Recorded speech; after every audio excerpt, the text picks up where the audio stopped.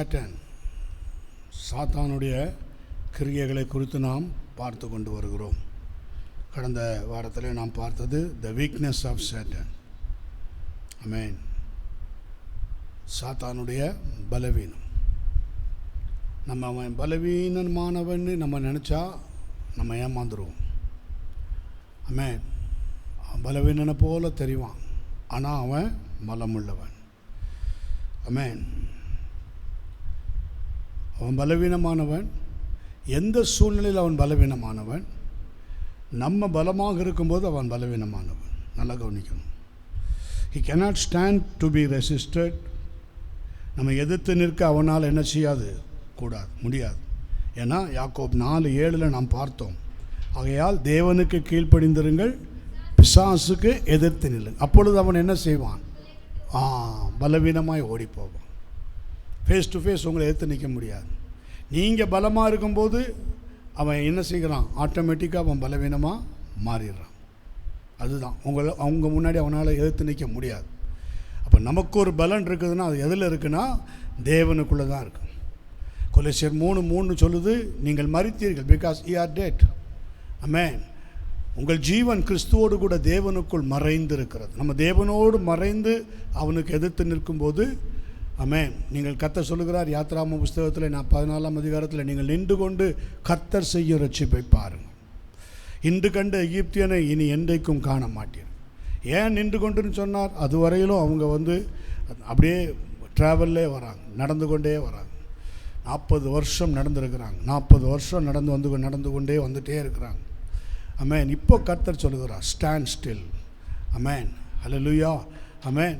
அதே போல் சங்கீதம் 46ஆம் அதிகாரம் 10ஆம் வசனத்தில் கர்த்தர் சொல்லுகிறார் சிட் ஸ்டில், நீங்கள் அமர்ந்திருந்து நானே தேவன் என்று அறிந்து கொள்ளு. நமக்கு எல்லாவற்றுக்குமே ஒரு கீழ்ப்படிதல் இருக்குது. அந்த கீழ்ப்படிதலுக்கு நம்ம சரியாக கர்த்தர் நிற்கும்போது நிற்கணும், உட்காரும்போது உட்காரணும். இதுதான் தேவன் நம்மிடத்தில் தான் தேவனுக்கு கீழ்ப்படுகிறது.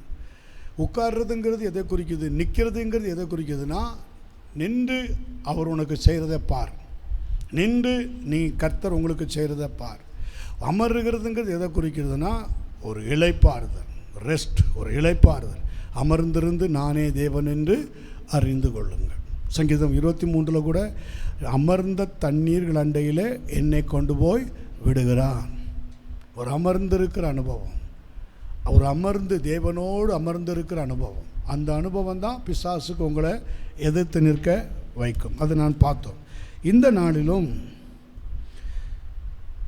த ஸ்ட்ரென்த்தன் ஆஃப் சாட்டன் பாருங்கள். போன வாரம் வீக்னஸ் ஆஃப் சாட்டன், இந்த வாரம் த ஸ்ட்ரென்த்தன் ஆஃப் சாட்டன். எப்படி அவனுக்கு அந்த ஸ்ட்ரென்த்தன் வருகிறது அப்படின்னா, is the cunning liar. Hallelujah. Amen. Praise God. அது என்னென்னா, இந்த ஸ்ட்ரென்த்தன் ஆஃப் சாட்டன் அவன் எதில் முதல்ல ஃபஸ்ட்டு அவன் ஒரு வெப்பன் ஒன்று வச்சுருக்கிறான் தெய்வ பிள்ளைகளுக்கு. அது என்னென்னா டிஸப்பாயின்மெண்ட். டிஸப்பாயின்மெண்ட்னா என்னது? ஏமாற்றத்தை தெரிவிக்கிறது. டிஸப்பாயின்மெண்ட்டுக்கு என்னென்னலாம் சொல்லலாம்?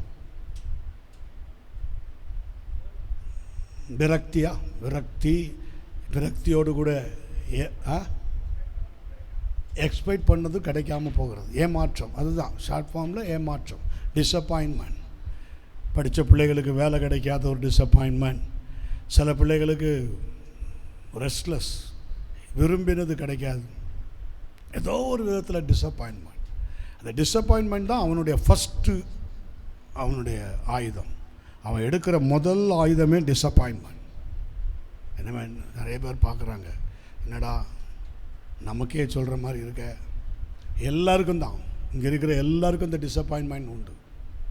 என்னையும் சேர்த்து தான். ஊழியக்காரங்களுக்கு அந்த டிஸப்பாயின்மெண்ட் வரும்.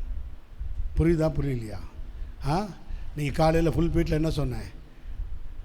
யூத் பிள்ளைங்க, அத்தனை பிள்ளைங்க வர்ற இடத்துல பிசாசு பாருங்கள், அது ஒரு ஏமாற்றத்தை கொண்டு வந்ததா கொண்டு வரலையா?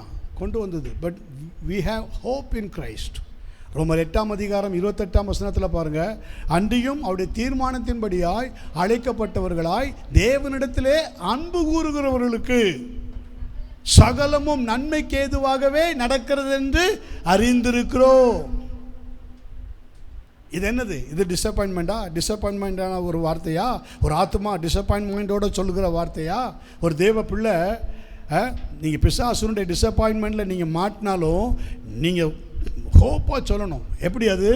அன்றியும் அவருடைய தீர்மானத்தின்படி அழைக்கப்பட்டவர்களாய் தேவனிடத்திலே அன்பு கூறுகிறவர்களுக்கு சகலமும் நன்மைக்கு ஏதுவாக நடக்கிறது என்று அறிந்திருக்கிறோம். பிசாசே, நீ எந்த விதத்தில் என்னை டிசப்பாயின்மெண்ட் பண்ண முடியாது. ஆயுதத்தை நீ என்கிட்ட எப்படி தான் பிரவகிச்சாலும் நீ என்ன செய்ய முடியாது. ஆமென். எஸ், தன்னால் கர்த்தர் அற்புதங்களை செய்வார். தன்னால் கர்த்தர் செய்ய வேண்டிய காரியத்தை செய்வார். பிசாசு அந்த இடத்துல என்ன செய்வான்? அவன் என்னதான் ஸ்ட்ரென்த்தனாக வந்தாலும் அவன் தோற்று போவான். ஆமென். பிகாஸ் பாருங்க, he has a perfect plan. என்ன பிளான்? தேவன் நமக்கு வைத்திருக்கிற பிளான். அது 29ஆம் வசனத்தை படிங்க. ரோமர் 28:29. தம்முடைய குமாரன் அநேக சகோதரர்களுக்குள்ளே முதற் பேரானவராக இருக்கும் பொருட்டு தேவன் எவர்களை முன்குறித்தாரோ அவர்களை தம்முடைய குமாரனுடைய சாயலுக்கு ஒப்பாக இருப்பதற்கு முன்குறித்திருக்கிறார். ஆமென். நம்மளை கர்த்தர் முன்குறித்திருக்கிறார். ஹல்லேலூயா. தேவன் நம்ம என்ன செய்திருக்கிறார்? முன்குறித்திருக்கிறார். நீங்கள் ஆதியாகமத்தின் புஸ்தகத்தில் நீங்கள் பார்த்தீங்கன்னா 45ஆம் அதிகாரத்தில் 5-8 வசனம் வரைக்கும் படிங்க. கவனிங்க. இங்கே 45ஆம் அதிகாரம் 5-8 வசனம். என்னை இவ்விடத்தில் வரும்படி விற்று போட்டதினால் நீங்கள் சஞ்சலப்பட வேண்டாம், அது உங்களுக்கு விசனமாகவும் இருக்க வேண்டாம். ஜீவரட்சனை செய்யும்படிக்கு தேவன் என்னை உங்களுக்கு முன்னே. ஆமென். இதுதான் முன்குறிக்கப்பட்டு உங்களுக்கு கொடுக்கிற ஒரு மேன்மை. உங்களுக்கு தேவன் உங்களை முன்குறித்து தெரிந்து கொள்கிறாரானால், இப்போ ரோமர் 8:29 என்ன படிச்சிங்க? அந்த வசனத்தில் நீங்கள் என்ன படிச்சிங்க? அங்கே தம்முடைய குமாரன் அநேக சகோதரர்களுக்குள்ளே முதற் பேரானவராக இருக்கும் பொருட்டு.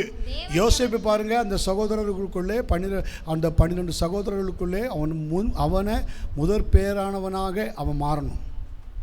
முதற் பேரானவனாக அவன் இருக்கணும்னு அவனை கர்த்தர் முன்குறித்து அநேக ஆண்டுகளுக்கு முன்பாக முன்குறித்து அவனை பிசாசு என்ன செய்தான்? அவனுக்குள்ள விரக்தியை கொண்டு வந்தான், ஒரு டிசப்பாயின்மெண்ட்டை கொண்டு வந்தான். சொந்த சகோதரர்களாலே அவனுக்கு என்ன வந்தது? டிசப்பாயின்மெண்ட் வந்துச்சா இல்லையா? சொந்த சகோதரர்களே அவனை என்ன செய்தாங்க? வெள்ளிக்காசுக்கு விட்டு போட்டாங்க. எவ்வளோ துக்கம் வந்திருக்கும் உங்களுக்கு. அதே மாதிரி நம்பினவங்க மோசம் போக்கும்போது, நம்பினவங்க கழுத்த இருக்கும்போது, நம்பினவங்க கழுத்த இருக்கிற மாதிரி பேசும்போது, நம்பினவங்க கைவிடும்போது, நம்பி எல்லாம் அப்படி செய்கிறேன், இப்படி பண்ணுறேன், அது பார்த்துக்கிறேன், இது பார்த்துக்கிறேன் அப்படின்னு சொல்லி நம்மளை திடீர்னு அப்படி கைவிடும்போது எப்படி இருக்கும் உங்களுக்கு? நம்பின எக்ஸாம், நம்பின எவ்வளோ இருக்கு இல்லையா? நம்பின வேலை, நம்பின ஏதோ ஒரு காரியம், நம்பின ஒரு பெரிய ஒரு எக்ஸ்பெக்டேஷன் சடுதியில் அப்படி சரியும் பொழுது டிஸப்பாயின்மெண்ட். ஆமென். ஆனால் வேதம் சொல்லுகிறது, அன்றியும் அவருடைய தீர்மானத்தின்படியாய் அழைக்கப்பட்டவர்களாய் தேவன் உங்களை அழைச்சார்னா, உங்களை அழைச்சி ரட்சித்து சபையில் கொண்டு வந்திருக்காருனா, உங்களை இன்றைக்கி நல்ல ஒரு பேரண்ட்டுக்கிட்ட கர்த்தர் கொடுத்துருக்கிறாருனா அதுக்கு ஒரு நோக்கம் இருக்குது. அவருடைய தீர்மானத்தின்படியாய் அழைக்கப்பட்டவர்களாய் தேவனிடத்தில் அன்பு கூறுவர்களுக்கு சகலமும் நன்மைக்கு ஏதுவாகவே நடக்கிறது என்று அறிந்திருக்கிறோம். அப்படி தம்முடைய குமாரன் அநேக சகோதரருக்குள்ளே முதற் பேரானவராக இருக்கும் பொருட்டு தேவன் எவர்களை முன் அறிந்தாரோ அவர்களை தமது குமாரனுடைய சாயலுக்கு ஒப்பாக இருப்பதற்கு அவர்களை முன்குறித்திருக்கிறார். இதை நீங்கள் மறக்கக்கூடாது. முன்குறித்திருக்கிறார். நீங்கள் என்ன பிரச்சனை, என்ன பாடு வந்தாலும் நீங்கள் முன்குறிக்கப்பட்ட பிள்ளைகள். ஆமென். தொடர்ந்து அதை படிங்க. ஆதியாகமம் 45ஆம் அதிகாரம் 6, 7, 8. இப்பொழுது 2 வருஷமாக பஞ்சம் உண்டாயிருக்கிறது. இன்னும் 5 வருஷம் உழவும் மறுப்பும் இல்லாமல் பஞ்சம் இருக்கும். பூமியிலே உங்கள் வம்சம் ஒழியாமல் இருக்க உங்களை ஆதரிக்கிறதற்காகவும் பெரிய ரட்சிப்பினால் உங்களை உயிரோடு காப்பதற்காகவும் தேவன் என்னை உங்களுக்கு முன்னே அனுப்பினார். அப்படி முன்னே அனுப்பும்போது எவ்வளவு டிஸப்பாயின்மெண்ட் இல்லையா? சொந்த சகோதரர்களாலே வஞ்சிக்கப்படுவது, அந்நியர்களுக்கு விற்று போடப்படுவது, அந்நிய தேசத்தில் அடிமையாக இருப்பது, அந்நிய தேசத்தில் குற்றஞ்சாட்டப்பட்டு இருப்பது, அந்நிய தேசத்தில் குற்றஞ்சாட்டப்பட்டு வீண் பழி சுமத்தப்படுவது, தீஸ் ஆல் டிஸப்பாயின்மெண்ட். அதுக்கு மத்தியிலையும் யோசேப்பு அதை என்ன செய்கிறான்? கர்த்தர் யோசேப்போடு கூட இருந்தார். யோசேப் காரிய சித்தி உள்ளவனானான், காரிய சித்தி உள்ளவனானான். அப்போ அந்த பிசாசுடைய டிஸப்பாயின்மெண்ட்டை அவன் எப்படி மாற்றிக்கிறான்?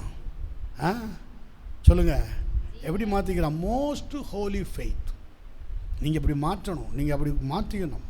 உங்கள் பரிசுத்தமுள்ள விசுவாசத்தில் நீங்கள் செபிக்கணும். ஆண்டவரே, என்னை அழைத்ததற்கு ஒரு நோக்கம் உண்டே. இப்போ நான் காண்கிறபடி, இந்த பார்க்குறபடி இந்த டிஸப்பாயின்மெண்ட், என்னை டிஸப்பாயின்மெண்ட் பண்ணுகிற இந்த காரியமெல்லாம் பிசாசினாலே வருதுன்னு தெரியுது எனக்கு நல்லா.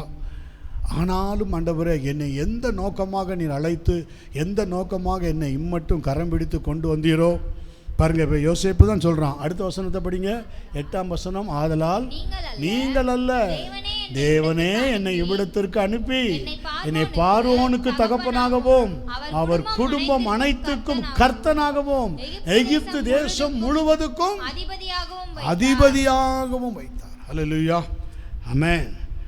இதான் அவருடைய தீர்மானத்தின்படி அழைக்கப்பட்டவர்களாய் தேவனிடத்தில் அன்பு கூறுவர்களுக்கு சகலமும் நன்மைக்கு ஏதுவாகவே நடக்கும். அது என்னதான் டிஸப்பாயின்மெண்ட்டை பிசாசு கொண்டு வந்தால். இப்போ நீங்கள் ஆதியாகமத்தில் 50ஆம் அதிகாரத்தில் 20ஆம் வசனத்தை வாசிங்க. ஆதியாகமம் 50ஆம் அதிகாரம் 20ஆம் வசனம். நீங்கள் எனக்கு தீமை செய்ய நினைத்தீர்கள். பார்த்தீங்களா, இது ஒரு பாருங்க, நீங்கள் எனக்கு தீமை செய்ய நினைத்தீர்கள். நம்ம சொல்லணும் பிசாசிட்ட, நீ எனக்கு தீமை செய்ய நினைச்ச. யோபு என்ன சொல்லியிருப்பான் கடைசியில்? நீ என்னை எல்லாத்துக்கும் டிஸப்பாயின்மெண்ட் பண்ண.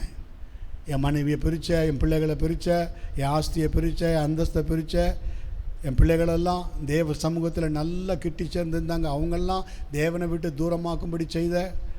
பாருங்கள், நீங்கள் எனக்கு தீமை செய்தீர்கள், தேவனோ இப்பொழுது நடந்து வருகிறபடியே வெகு ஜனங்களை உயிரோடு காக்கும்படிக்கு அதை நன்மையாக முடிய பண்ணினார்.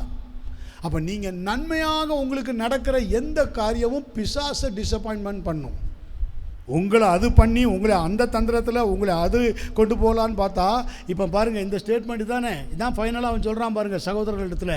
நீங்கள் எனக்கு தீமை செய்ய நினைத்தீர்கள், தேவனோ இப்பொழுது நடந்து வருகிறபடியே வெகு ஜனங்களை உயிரோடு காக்கும்படிக்கு அதை நன்மையாக முடிய பண்ணினார். இப்போ சங்கீதம் 76ஆம் சங்கீதத்தில் அதனுடைய 10ஆம் வசனத்தை வாசி. சங்கீதம் 76ஆம் சங்கீதம் அதனுடைய 10ஆம் வசனம். மனுஷனுடைய கோபம் உமது மகிமையே விளங்க. பார்த்தீங்களா, மனுஷனுடைய கோபம், அவன் சகோதரர்களுடைய கோபம் யோசேப்புக்கு எதை விளங்க பண்ணினது? மகிமையை விளங்க பண்ணினது. ஆமென், ஹல்லேலூயா. அந்த டிஸப்பாயின்மெண்ட் அவனுக்குள்ளே எதை விளங்க பண்ணிச்சு? மகிமையை விளங்க பண்ணிச்சு. மிஞ்சும் கோபத்தை நீர் அடக்குவீர். உங்களுக்கு விரோதமாக மிஞ்சும் கோபத்தில் உங்களை எப்படியாவது டெம்ட் ஆக்கி, டென்ஷன் ஆக்கி, உங்களை தேவ சமூகத்திலேருந்து பிரித்து உங்களுக்குள்ளே ஒரு பெரிய ட்ரபிள், போராட்டத்தை கொண்டு வந்து அவருடைய தீர்மானத்தின்படி அழைக்கப்பட்ட பிள்ளைகளாய் தேவனிடத்தில் அன்பு கூறுவர்களுக்கு சகலமும் நன்மைக்கு ஏதுவாகவே நடக்கிறது என்று அறிந்திருக்கிற பிசாசு, நீங்கள் அறியக்கூடாதுன்னு பயங்கரமான காரியங்களை செய்தாலும் மனுஷனுடைய கோபம் உமது மகிமையை விளங்க பண்ணும். ஹல்லேலூயா. உங்கள் மேலே சீறி வர்றாங்களா, உங்கள் மேலே கோபமாக வர்றாங்களா, எரிச்சலாக வர்றாங்களா, உங்களை உண்டுலன்னு ஆக்கிடுவேன்னு வர்றாங்களா, அதுக்கு பின்னால் கர்த்தருடைய மகிமை உங்களுக்குள்ளே விளங்க பண்ணணும்னா நீங்கள் தேவனுக்கு கீழ்ப்படிந்திருக்கணும், பிசாசுக்கு எதிர்த்து நிற்கணும். இப்போ ஆதியாகமம் 42ஆம் அதிகாரம் 36ஆம் வசனத்தை படிங்க. ஆதியாகமம் 42ஆம் அதிகாரம் 36ஆம் வசனம். அவருடைய தகப்பனாகிய யாக்கோபு அவர்களை நோக்கி என்னை பிள்ளை அற்றவனாக்குகிறீர்கள். யோசேப்பும் இல்லை, சிமியோனும் இல்லை, பென்யமீனையும் கொண்டு போக பார்க்கிறீர்கள். இவையெல்லாம் எனக்கு விரோதமாய். பார்த்தீங்களா, இந்த காரியம் என்னென்னா, இது ஒரு டிஸப்பாயின்மெண்ட். இது யாருக்கு வருது? அவங்க தகப்பனுக்கு வருது. அவர்கள் தகப்பனாகிய யாக்கோபு அவர்களை நோக்கி, என்னை பிள்ளையற்றவனாக்குகிறீர்கள், யோசேப்பும் இல்லை, சிமியோனும் இல்லை, பென்யமீனையும் கொண்டு போக பார்க்கிறீர்கள், இதெல்லாம் எனக்கு விரோதமாக நேரிடுகிறது என்றான். அப்போ டிஸப்பாயின்மெண்ட் நம்முடைய வாழ்க்கையில் நீங்கள் சோதர கொஞ்சம் 1 சாமுவேலில் 2ஆம் அதிகாரத்தில் 12ஆம் வசனத்தை கொஞ்சம் வாசிங்க. 12ஆம் வசனத்திலிருந்து வாசிங்க. ஏலியின் குமாரர் பேலியாளின் மக்களாக இருந்தார்கள். அவர்கள் கர்த்தரை அறியவில்லை. அந்த ஆசாரியர்கள் ஜனங்களை நடப்பித்த விதம் என்னவென்றால், எவனாகிலும் ஒரு பலியை செலுத்தும் காலத்தில் இறைச்சி வேகும்போது ஆசாரியனுடைய வேலைக்காரன் 3 கூருள்ள ஒரு ஆயுதத்தை தன் கையிலே பிடித்து வந்து அதனாலே கொப்பரையிலாவது பானையிலாவது குத்துவான். அந்த ஆயுதத்தில் வருகிறதை எல்லாம் ஆசாரியன் எடுத்துக் கொள்ளுவான். அப்படி அங்கே சீலோவிலே வருகிற இஸ்ரவேலருக்கெல்லாம் செய்தார்கள். கொழுப்பை தகனிக்கிறதற்கு முன்னும் ஆசாரியனுடைய வேலைக்காரன் வந்து பலியிடுகிற மனுஷனை நோக்கி, ஆசாரியனுக்கு பொரிக்கும்படி இறைச்சி கொடு, பச்சை இறைச்சியே அல்லாமல் அவித்ததை உன் கையிலே வாங்குகிறதில்லை என்பான். அதற்கு அந்த மனுஷன், இன்று செய்ய வேண்டியபடி முதலாவது கொழுப்பை தகனித்து விடட்டும், பிற்பாடு உன் மன விருப்பத்தின்படி எடுத்துக்கொள் என்று சொன்னாலும் அவன், அப்படி அல்ல, இப்பொழுதே கொடு, இல்லாவிட்டால் பலவந்தமாய் எடுத்துக்கொள்ளுவேன் என்பான். ஆதலால் அந்த வாலிபரின் பாவம் கர்த்தருடைய சந்நிதியில். பார்த்தீங்களா, அந்த வாலிபர்கள் யார்? 2 பேர், ஓப்னி, பெனேகாஸ். இவங்க 2 பேரும் சபையில் எப்படி இருக்கிறாங்க? ஒரு ஆசாரியனுடைய பிள்ளைகள். இந்த 2 பேரும் சபையில் டிஸப்பாயின்மெண்ட் முறைப்படி நடந்து கொண்டு வருகிற, தேவனுக்கு பலி செலுத்துகிற காரியத்தில் துணிகரமாக நுழைந்து துணிகரமான காரியத்தை என்ன செய்கிறாங்க? செய்து அந்த வாலிபர்கள் கர்த்தருக்கு விரோதமாக பாவம் செய்கிறாங்க, ஆசாரியனுக்கு விரோதமாக பாவம் செய்கிறாங்க. ஜனங்கள் இடரலாகும்படிக்கு, மனமடிவாகும்படிக்கு ஜனங்கள் வெறுப்பாக, தேவனுடைய காணிக்கையை ஜனங்கள் வெறுப்பாக எண்ணினார்களாம். பாருங்கள், அந்த அளவுக்கு இவனுங்க பண்ணுற அநியாயம். தேவனுடைய அந்த அளவுக்கு அந்த ஏலியினுடைய 2 பிள்ளைகள் இருந்திருக்கிறாங்க. ஆசாரியனுடைய அந்த 2 பிள்ளைகள் இருந்திருக்கிறாங்க. அதனால் அந்த வாலிபரின் பாவம் கர்த்தருடைய சன்னதியில் மிகவும் பெரிதாக இருந்தது. மனுஷர் கர்த்தரின் காணிக்கையை, ஆமென். ஏன்னா அது அவங்க கொண்டு வராங்க, இந்த காணிக்கையெல்லாம் கொண்டு வராங்க, பலிபீடத்தில் கொண்டு வந்து வைக்கிறாங்க. பழைய ஏற்பாடு முறைப்படி அந்த கொழுப்பெல்லாம் தகனிக்கணும். அந்த கொழுப்புங்கிறது எது குறிக்குது? நம்முடைய மீறுதல்களெல்லாம் என்ன செய்யணும்? பலிபீடத்தில் வெந்து உருகணும், கொழுப்பு தகனிக்கணும், கொழுப்பு நல்லா உருகணும். அது உருகிறதுக்கு முன்னாடி அது பச்சை தூக்கிட்டு போகிறது. ஸ்தோத்திரம். அப்படின்னா என்ன அர்த்தம்? அதெல்லாம் வேண்டாம், அங்கே எங்கள் இஷ்டப்படி தான் நடப்போம். இதோட ஆவிக்குரிய அர்த்தம் என்னது? முழுவதுமாக வேதம் சொல்லுகிறது ரோமர் 12 உங்கள் சரீரங்களை பரிசுத்தமும் தேவனுக்கு பிரியமுமான ஜீவபலியாக ஒப்பு கொடுக்க வேண்டும் என்று தேவனுடைய இரக்கங்களை முன்னிட்டு உங்களை வேண்டிக் கொள்கிறேன், இதுவே நீங்கள் செய்யத்தக்க புத்தியுள்ள ஆராதனை. அப்போ தேவனுடைய சபையில் நம்ம வைத்திருக்கிறேன்னா அதாவது நம்முடைய ஜீவியம் முழுவதுமாக தேவனுக்கு ஒப்பு கொடுக்கப்படணும். ஒரு டிஸப்பாயின்மெண்ட் நமக்குள்ளே வந்துடுச்சுன்னு சொன்னால் பாருங்கள், அங்கேயும் யோசேப்புக்குள்ளே டிஸப்பாயின்மெண்ட் வந்தது. தேவன் அதை அவனுக்கு எப்படி மாற பண்ணினார்? நன்மையாக மாற பண்ணினார். ஆமென், ஹல்லேலூயா. ஏன்னா அவனுடைய அந்த ஒப்பு கொடுத்த ஜீவியம், அவன் தேவ சமூகத்தில் அவன் தன்னை பலிபீடத்தில் தன்னை கிடத்த ஒப்பு கொடுத்தான். தேவ பிள்ளைகள், நீங்கள் உங்களுடைய பலிபீடத்தில் கிடத்த ஒப்பு கொடுக்கணும். இப்பிரபஞ்சத்துக்கு ஒத்த வேஷத்தை தரிக்கவே கூடாது. ஆமென். இந்த பிரபஞ்சத்துக்கு ஒத்த வேஷம் தெரியாமல் தேவனுடைய நன்மையும் பிரியமும் பரிபூர்ணமான சித்தம் என்னதென்று, அப்போ தான் உங்கள் மூலமாக சபையிலே தேவநாமம் மகிமைப்படும்.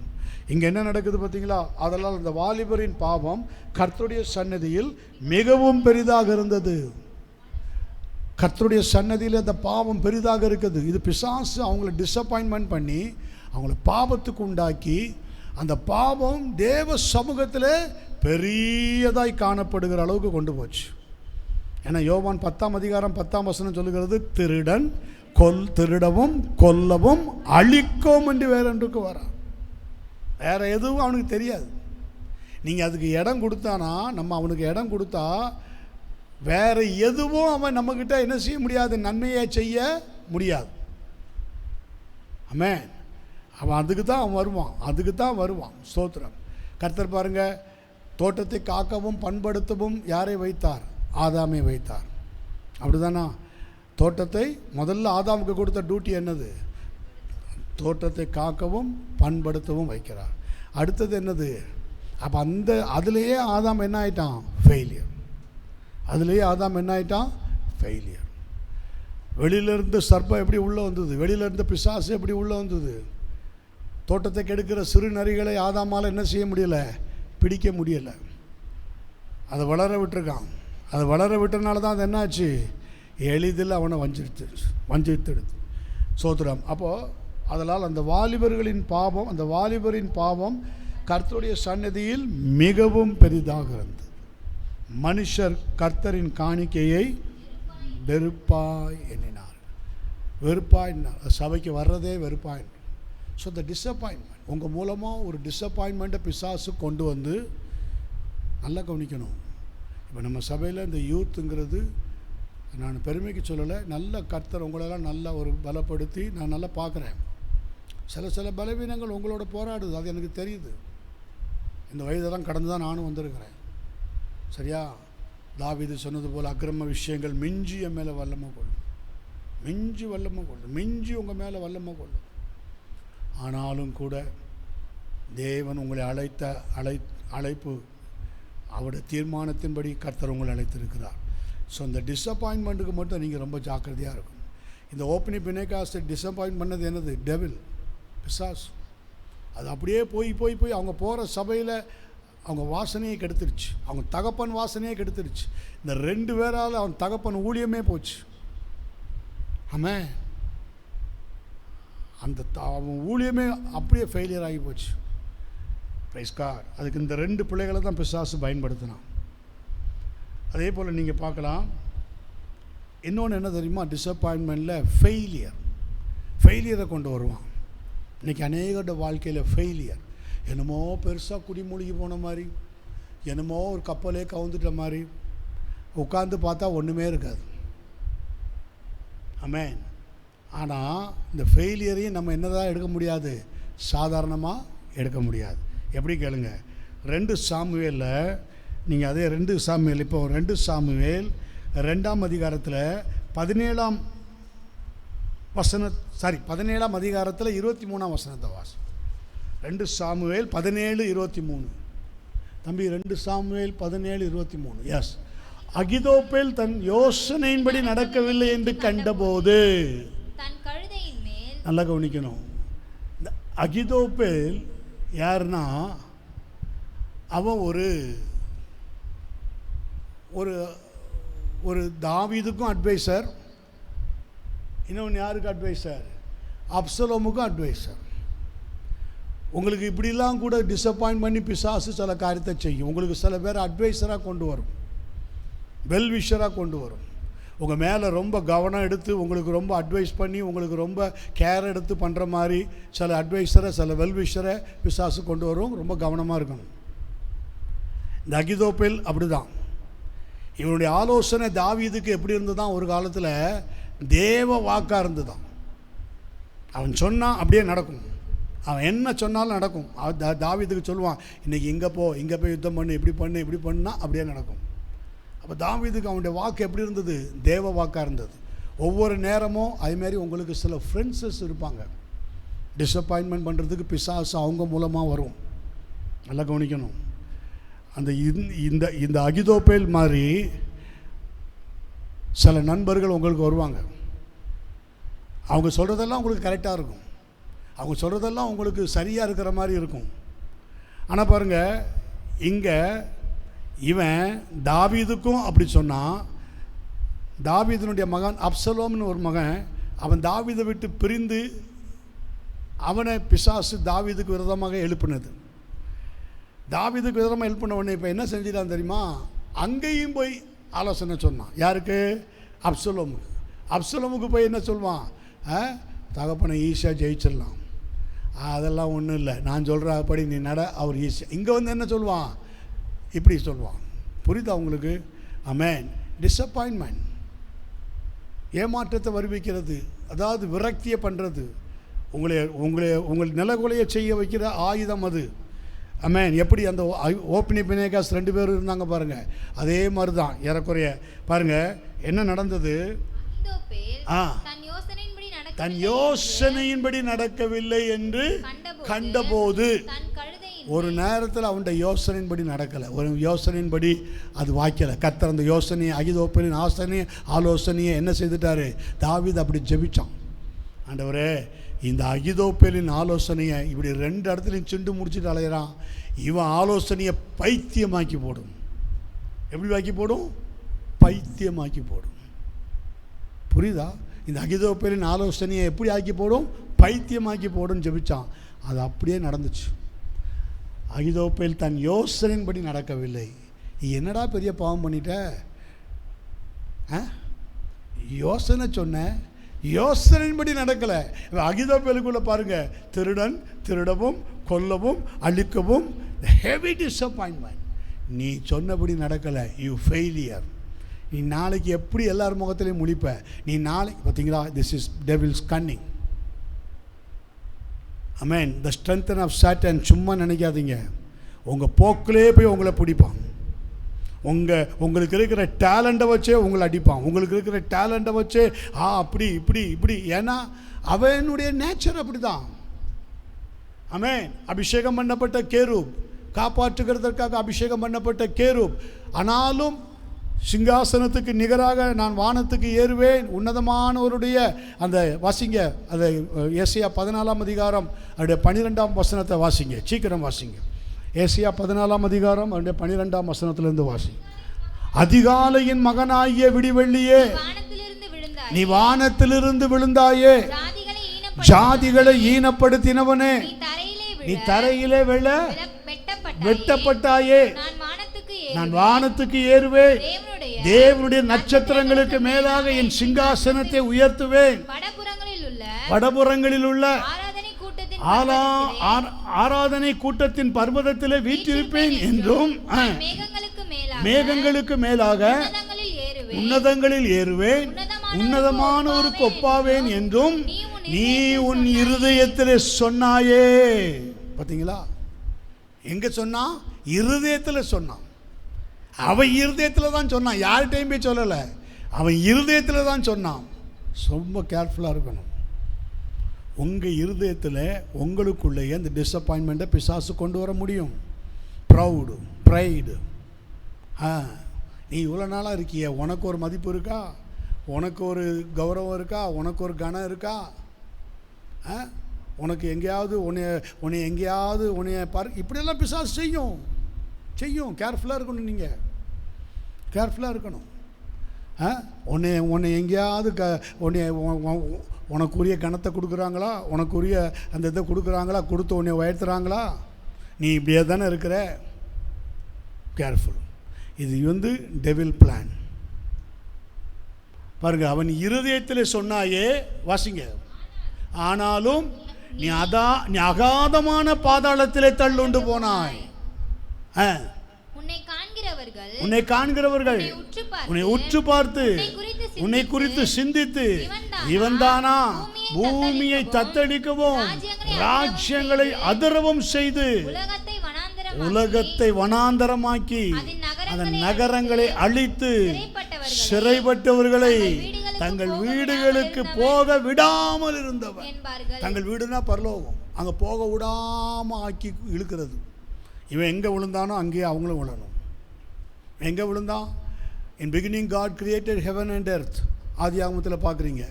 அடுத்த வசனம் என்ன சொல்லுகிறது? பூமியானது ஒழுங்கின்மையும் வெறுமையுமாக இருந்தது. அப்போ இந்த ஆதியாகமம் 1ஆம் அதிகாரம் 1ஆம் வசனத்துக்கும் 2ஆம் வசனத்துக்கும் நடுவில் இருக்கிற அந்த கேப், அதுதான் இது. உலகத்தை எப்படி ஆக்கிட்டான்? வனாந்தரமாக்கிட்டான். அந்த கேப், பூமியானது எப்படி இருந்தது? ஏன்னா இவன் விழுந்த இடம், இவன் இருக்கிற இடம் பூமியை எப்படி மாற்றிடுச்சு? 1ஆம் வசனத்துக்கும் 2ஆம் வசனத்துக்கும் நடுவில் ஒரு பெரிய யுகமே இருக்கிறது, ஒரு பெரிய உலகமே இருக்கிறது. ஆமாம், நான் அதை குறித்து அடுத்த நாட்களில் சொல்கிறேன். ஒரு பெரிய உலகமே இருக்கிறது. அது அந்த என்ன பீரியடுனா ஏஞ்சலிக் பீரியட். நான் ஏற்கனவே உங்களுக்கு சொல்லியிருக்கேன்னு நினைக்கிறேன். தூதர்களின் உலகம். தூதர்களை கர்த்தர் சிருஷ்டித்திருந்தார். மனுஷனை சிருஷ்டிக்கிறதுக்கு முன்பாக யாரை சிருஷ்டித்திருந்தார்? தூதர்களை சிருஷ்டித்திருந்தார். ஆகவே தான் நீங்கள் எசேக்கியேல் புஸ்தகத்தில் நீங்கள் அதை மட்டும் படித்து நம்ம ஜெபம் பண்ணுவோம். எசேக்கியேல் புஸ்தகம் 28ஆம் அதிகாரத்தை எடுத்துக்கொள்ளுங்க. அங்கே பாருங்கள், அங்கே 13ஆம் வசனத்தில் வாசிங்க. நீ தேவனுடைய தோட்டமாகிய ஏதேனில் இருந்தவன். பாருங்க, பத்மராகம், புஷ்பராகம், வைரம், படிகப்பச்சை, கோமேதகம், எஸ்பி, இந்திரநீலம், மரகதம், மாணிக்கம் முதலான சகலவித ரத்தினங்களும் பொன்னும் உன்னை மூடிக்கொண்டிருக்கிறது. நீ சிருஷ்டிக்கப்பட்ட நாளில் மேளவாத்தியங்களும் நாகசுரங்களும் உன்னிடத்தில் ஆயத்தப்படுத்தப்பட்டிருந்தது. நீ காப்பாற்றுகிறதற்காக. ஆமென். நல்லா கவனிங்க. அப்போ இந்த லூசிஃபர் யார்? இந்த சாத்தான் யார்? இந்த சாத்தான் ஆர்ஜின் என்ன? காப்பாற்றுகிறதற்காக அவனை தேவன் எப்படி வைத்திருந்தார்? அபிஷேகம் பண்ணப்பட்ட கெருபீன், ஷராபீன், கெருபீன்லாம் இருக்குல்ல, அதே போல் ஒரு கெருபீன், ஒரு பவர் ஏஞ்சல். அவன் காப்பாற்றுகிறதற்காக அபிஷேகம் பண்ணப்பட்ட கெரூப். ஆமென். தேவனுடைய பரிசுத்த பர்வதத்தில் உன்னை வைத்தேன், அக்கினிமயமான கற்களின் நடுவே நீ உலாவினாய். நீ சிருஷ்டிக்கப்பட்ட நாள் துவக்கி உன்னில் அநியாயம் கண்டுபிடிக்கப்படும் மட்டும் உன் வழிகளில் குறையற்றிருந்தாய். இதே டிசப்பாயின்மெண்ட் அவனுக்கு என்ன நடந்ததோ அது அப்படியே மனுஷனுக்கு நடக்கணும். That is the strength of Satan. பாருங்க, அங்கிருந்து கர்த்தர் அவனை தள்ளினார், ஆகாதவன் என்று தள்ளினார். அவன் தள்ளின இடம்தான் பூமி ஒழுங்கின்மையும் வெறுமையுமாக இருந்தது. ஆழத்தில் என்ன இருந்தது? இருள் இருந்தது. ஆழத்தில் என்ன இருந்தது? இருள் இருந்தது. இந்த 2ஆம் வசனத்துக்குள்ள அவ்வளவு இருக்குது. இந்த 2ஆம் வசனத்துக்குள்ளே ஒரு உலகமே இருக்குது, ஒரு ஏஞ்சல் வேர்ல்டு. அப்போ மனுஷனை கர்த்தர் சிருஷ்டிக்கலை, மனுஷனை கர்த்தர் உண்டாக்கலை, தூதர்களை தான் உண்டாக்கியிருந்தார். காப்பாற்றுகிறதுக்காக அபிஷேகம் பண்ணப்பட்ட கேருவை தான் கேரு. இன்னும் அவனை போல் நிறைய தூதர்கள், இப்போ கோடி தூதர்கள் சொல்கிறாங்கள. 30 கோடி, எத்தனை தூதர்கள்? 330. 3 கோடி தேவர்கள். அந்த தேவர்கள்லாம் சிருஷ்டிக்கப்பட்டவங்க தான். They are all fallen Angeles. சரி, அப்போ இப்போ நீங்கள் இந்த 2 சாமுவேல் 17:23 பார்த்தீங்களா? அகிதோப்பேலின் ஆலோசனை என்னாச்சு? ஃபெயிலியர். ஸோ அவன் என்ன செய்தான்? அதை மட்டும் படிங்க. 2 சாமுவேல் 17:23.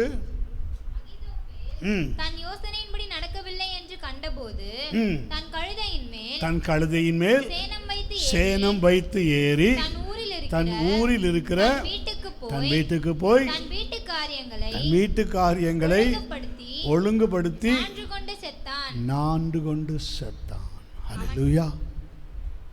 நான்கு கொண்டு செத்தான். He commits suicide. அது இங்கிலீஷில் படி, ஆம்பிளிஃபையர் வெர்ஷனில் படி. Now when Ahithophel saw that his advice had not been followed, he saddled his donkey and set out and went to his home, to his city. Then he put his household in order and hanged himself. So he died and was buried. Hanged himself.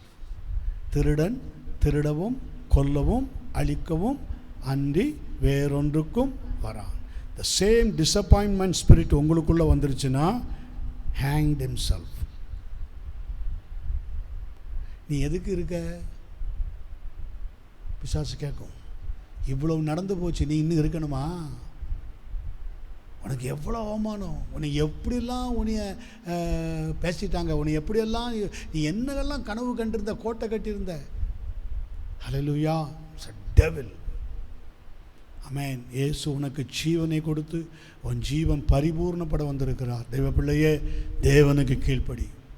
நீ மறைமுகமாக நீ பிசாசுக்கு கீழ்ப்படிஞ்சா இதான் நிலைமை. அகிதோப்பேல் பெருமை, நான் சொன்னது நடக்குது, நீ அட்வைஸ் கேட்குது, நான் கொடுத்த அட்வைஸை என் ஃப்ரெண்டு கரெக்டாக கேட்குறான், அவனை என் கண்ட்ரோல்லே வச்சுருப்பேன், அவனை என் கண்ட்ரோல்லே இருப்பான். It's a devil. கேர்ஃபுல். கர்த்தட்ட கேளு, கர்த்தட்ட முட்டிக்கால் போட்டு ஜெபம் பண்ணு. ஆண்டவரே, நான் என்ன செய்ய சித்தமாக இருக்கிறீர் கேளு. பாருங்கள், யோசேப்பு பாருங்கள், யோசேப்புக்கு சொந்த சகோதரர்களே டெவிலாக மாறினாங்க. டிஸப்பாயின்மெண்ட். ஆனால் எப்படி அதை மாற்றிக்கிட்டான்? வெகு காலத்துக்கு முன்பு நீங்கள் தீமை செய்ய நினச்சிங்க, தேவன் அதை எனக்கு நன்மையாக முடிய பண்ணினார். கரங்களை வைத்து கத்திரங்களை சொல்லுங்க, ஜெபம் பண்ணும், கத்தட்ட கேளுங்க. ஆண்டவரே, இந்த டிஸப்பாயின்மெண்ட் ஸ்பிரிட்டில் நான் மாட்டிக்கக்கூடாது. இந்த டிஸப்பாயின்மெண்ட் ஸ்பிரிட் என்னை விட்டு விளக்குங்க. That is Satan's amen strength. அவன் பலத்தில் வருவதை போல நினைத்து என்கிட்ட வருகிறான். இந்த உலகத்தின் அதிபதி என்னிடத்தில் வருகிறான், ஸ்ட்ரென்த்தனாக வருகிறான், பலமாய் வருகிறான். அவனுக்கு என்னிடத்தில் ஒன்றும் இல்லை. இயேசு சொன்னதை போல் நீங்கள் சொல்லுங்கள், amen, I have nothing in my hand. என் கரத்தில் ஒன்றும் இல்லை. சிம்சோன் கரத்தில் பாருங்கள், ஒன்றுமில்லாது இருந்தது. ஒரு பாலசிங்கம், கர்ஜிக்கிற சிங்கம், பிசாசு கர்ஜிக்கிற சிங்கம் போல் அவனிடத்தில் பாய்ந்து வரும்போது ஒரு ஆட்டுக்குட்டியை கிழித்து போடுறது போல் கிழித்து போட்டான். ஏன்னா அவன் கையில் ஒன்றுமில்லை, அவன் கையில் ஒன்றுமில்லை. Nothing. Hands are empty, hands are clear. Hallelujah. உங்கள் கையில் எதையும் வச்சுக்காதீங்க, எந்த ஒரு காரியத்தையும் மறைச்சி வச்சுக்காதீங்க. எந்த ஒரு காரியம், அது உங்களை டிஸப்பாயின்மெண்ட்டில் கொண்டு போயிடும், அது உங்களை விரக்திக்கு கொண்டு போயிடும், ஏமாற்றத்துக்கு கொண்டு போயிடும். ஆமென். ஹல்லேலூயா. சிம்சோனுடைய பிற்பகுதியில் பாருங்கள், அப்படிப்பட்ட ஒரு டிஸப்பாயின்மெண்ட்டில் போய் தான் அவன் மன சஞ்சலப்பட்டு மன விரக்தியை அவனுடைய பிரதிஷ்டையை இழந்து போனான். தேவ பிள்ளையே, ஒரு நாளும் உனக்கும் தேவனுக்கும் இருக்கிற உறவுகளில் எந்த குறையும் வராமல் பார்த்துக்கோ. அன்றையும் அவருடைய தீர்மானத்தின்படியாய் அழைக்கப்பட்டவர்களாய் தேவனிடத்தில் அன்பு கூறுகிறவர்களுக்கு சகலமும் நன்மைக்கு ஏதுவாக நடக்கும். சொல்லு, இன்னைக்கு நான் தேவனுக்கு ஆமென், சகலமும் எனக்கு நன்மைக்கு ஏதுவாக தான் நடக்கும். தேவன் எனக்கு எதையுமே மாறுபாடாக வைக்கவே மாட்டார், மாறுபாடாக எனக்கு செய்யவே மாட்டார். நான் அவரிடத்தில் அன்பு கூர்ந்திருக்கிறேன், முழு இருதயத்தோடு, முழு ஆத்மத்தோடு, முழு பலத்தோடு அவரை சார்ந்து இருக்கிறேன். எந்த ஆலோசனைக்கும் அவரிடத்தில் ஜெபித்து கேட்குறேன், எந்த காரியத்துக்கும் அவரை நம்பி இருக்கிறேன். உறுதியாய் பற்றி கொண்ட மனதை உடையவனாக இருக்கிறேன். நான் அவரையே நம்பி இருக்கிறபடினால் அவர் என்னை பூரண சமாதானத்துடன் காத்துக்கொள்வார். எந்த சூழ்நிலையில் நான் டிஸப்பாயின்மெண்ட் ஆக விடவே மாட்டார். ஆண்டவரே, உம்முடைய வார்த்தையின்படி பிள்ளைகளுக்கு அப்படியே செய்து ஆசீர்வதியும். இயேசு கிறிஸ்துவின் நாமத்தினால் ஜெபிக்கிறோம். ஜெபங்களும் ஜீவனுள்ள நல்ல பிதாவே, ஆமென். ஆத்துமாவே கர்த்தரை ஸ்தோத்தரி, முழு உள்ளமையுடைய பரிசுத்த நாமத்தை ஸ்தோத்தரி. ஆத்துமாவே கர்த்தரை ஸ்தோத்தரி, கர்த்தர் செய்த சகல நன்மை விவகாரங்களையும் ஒருபோதும் மறவாதே. ஆமென். அல்லேலூயா, அல்லேலூயா, அல்லேலூயா. யாவரும் கர்த்தருடைய நாமத்தினாலே ஒருவருக்கு ஒருவர் வாழ்த்து சொல்லிவிட